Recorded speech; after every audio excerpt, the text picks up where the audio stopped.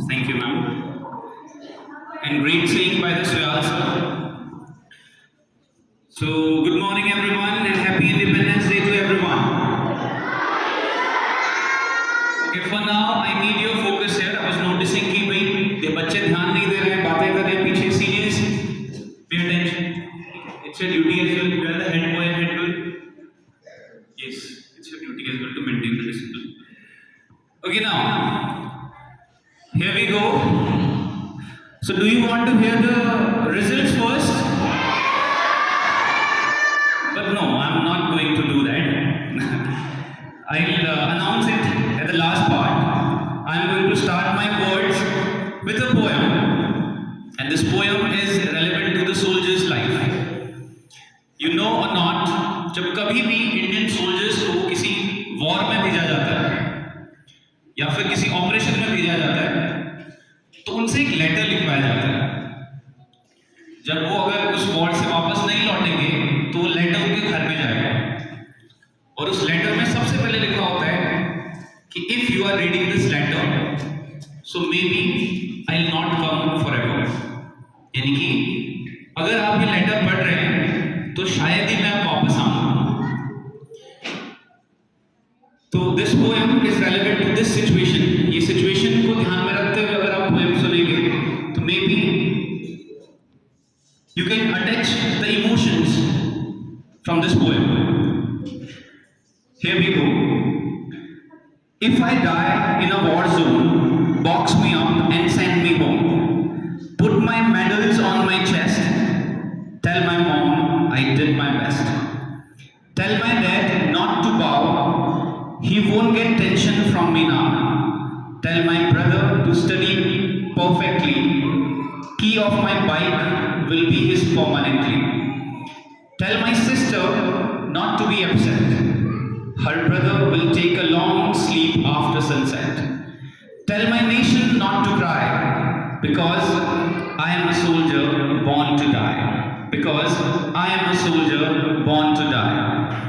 These are the emotions of a soldier जो शायद ही अभी घर वापस जा पाएगा. सोल्जर्स की लाइफ इज ऑलवेज लाइक पेनस्टेकिंग. आज़ादी से पहले भी आज़ादी के लिए उनकी लाइफ टफ रही थी, पेनस्टेकिंग रही थी. आज़ादी के बाद भी पेनस्टेकिंग है. अभी भी सोल्जर्स बॉर्डर में रह के आज़ादी को मेंटेन करते हैं. मैं तुम्हें बता दूं सियाचिन एक एरिया है. हम तो आज़ादी का पर्व जो है एक ऑडिटोरियम में बैठे हैं. क्यों? क्योंकि बाहर बारिश हो रही है ना. लेकिन कुछ लोग, कुछ सोल्जर्स ऐसी जगह पे खड़े होंगे जहां पे शायद -50 डिग्री सेल्सियस टेम्परेचर होगा सियाचिन. वो वहां पे सेलिब्रेट कर रहे हैं. सो उनकी लाइफ को हम शायद ही इमेजिन कर सकते हैं. एक टीचर है जो मल्लिकार्जुन स्कूल के ही हैं, फ्रॉम अनदर ब्रांच. उनसे मैंने एक बार, उनकी एनिवर्सरी थी तो मैंने उनसे पूछा कि मैम पार्टी डेफिनेटली एनिवर्सरी होती है, बर्थडे होती है, we always wish for a party. हमने कहा भाई पार्टी का. तो मैम ने बोला हम लोग एनिवर्सरी सेलिब्रेट नहीं करते. I was like a little bit curious कि ऐसा क्यों. तो उन्होंने मुझे बोला कि जो मेरे हस्बैंड हैं वो उस टाइम पे कारगिल वॉर में थे और उस टाइम पे उनकी पूरी बटालियन या तो घायल हो गई थी या फिर उनके सिपाही की डेथ हो गई थी. तो that's why they did celebrate their anniversary till now. तो ये हैं हमारे रियल हीरोज जो आज़ादी से पहले जिन्होंने संघर्ष किया आज़ादी के लिए, अब आज़ादी के बाद भी वो लड़ रहे हैं. सो बाकी यहाँ पे लता मैम ने काफी अच्छा एक्सप्लेन किया. आरव ने फ्लैग के बारे में एक्सप्लेन किया. तनुजा, विशांगी एंड रंजना नेगी मैम ने काफी अच्छा एक्सप्लेनेशन दिया कि why we celebrate the 15th of August. तो I am going to ask you a question. Why we celebrate independence day only in 15th of August? यही डेट क्यों डिसाइड करी? किसी को अगर हिस्ट्री नहीं मालूम है, लेट मी टेल यू कि जो आजादी का दिन डिसाइड हुआ था वो था 26 of January 1948. लेकिन एक साल पहले आजादी हुई और 15th of August हुई क्यों? इसके पीछे एक छोटा सा इंसिडेंट क्या, उस टाइम पे लास्ट वॉइसरॉय जो थे Students, the last viceroy of India, चलिए Lord Mountbatten, if you know, कि वो हमारे लास्ट वाइसरॉय थे, उनको भेजा गया था कि चलो भाई ये आज़ादी जो है इंडिया को फ्री कर लें, तो आप फ्री कीजिए। हमने डेट, कांग्रेस पार्टी ने डेट डिसाइड किया 26 जनवरी, ईयर हमने डिसाइड कर लिया 1948।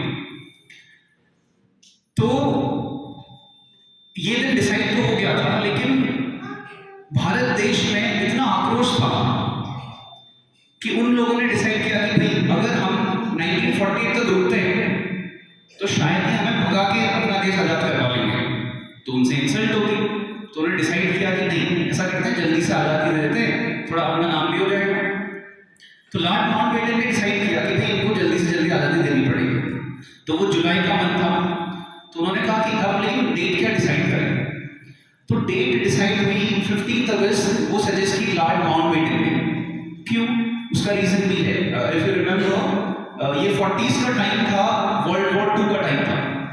तो उस टाइम पे लॉर्ड माउंटबेटन थे जापान में, उनको वो लीडरशिप कर रहे थे अपने बटालियन की जापान में, और जापान को उन्होंने प्रॉपर्ली जीत लिया था after the bomb blasting in Hiroshima and Nagasaki, और उन्होंने जापानीज में सरेंडर कर दिया था। और वो डेट थी 15 अगस्त 1945। तो उन्होंने अपने नाम को मेंटेन करने के लिए हमारा देश 15 अगस्त 1947 को आजाद कर गया।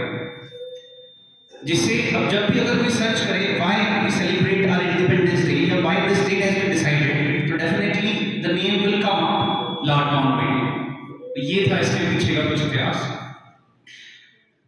Now come to in general sense, now I am going to discuss about the human nature.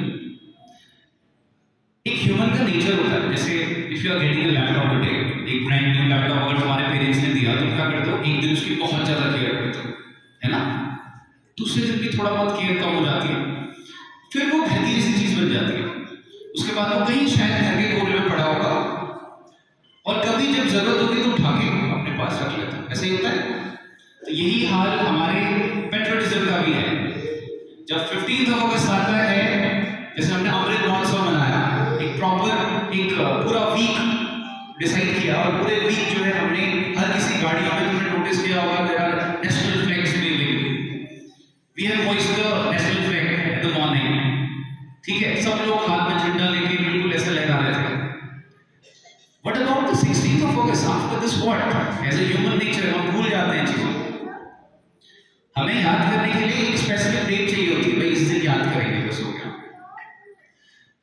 तो आई थिंक सो कि इसे बदलना चाहिए।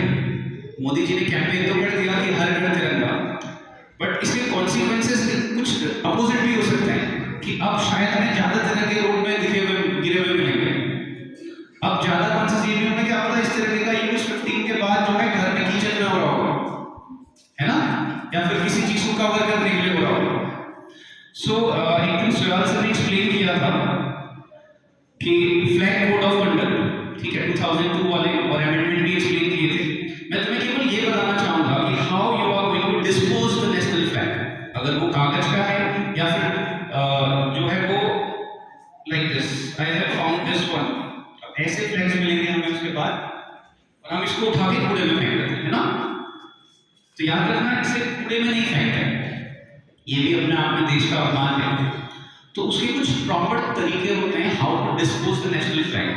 तो today I am going to tell you how we are going to dispose these, कहां डालना है। ठीक है, ध्यान रखना इस बात को कि अगर दो तरीके हैं। The first one is the बरी द नेशनल फ्लैग, लेकिन उसका भी एक प्रॉपर रूल है। आपको एक वुडन बॉक्स में इस फ्लैग को फोल्ड करके रखना होगा, और उसके बाद उसको प्रॉपर बरी करना पड़ेगा। And after this we have to take a mourn for a while, for 2 minutes. और ये चीजें जो होती हैं शहर से दूर की जाती है।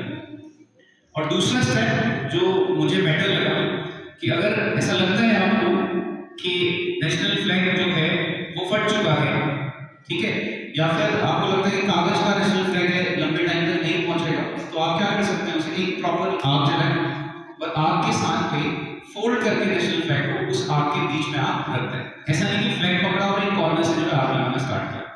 These are not rules. So from now on, जब कभी भी ऐसी चीजें तुम्हें दिखाई दे, तो don't throw these things to the dustbin. ठीक है, इसका ध्यान रखने की सभी लोग और अपने मन में ये एक प्लेज लेंगे कि अब से हमें ऐसी कुछ चीजें दिखाई देंगी तो डेफिनेटली हम उसको एक प्रॉपर तरीके से डिस्पोज करेंगे। Are you getting this or not? Exactly. Now here comes the announcement of the result. So I think so, ma'am, can we have the trophies, please? Okay, the name has been written on the trophy. Houses: Chanakya House, Maharana Pratap House, Rani Lakshmi Bai House, and Shivaji House. I can see a little bit nervousness on the faces of teachers as well, जिन्होंने काफी मेहनत की है। तो जो first और second position में है, there is a number difference of 0.5, केवल 0.5 का डिफरेंस है। So let's see who is the winner.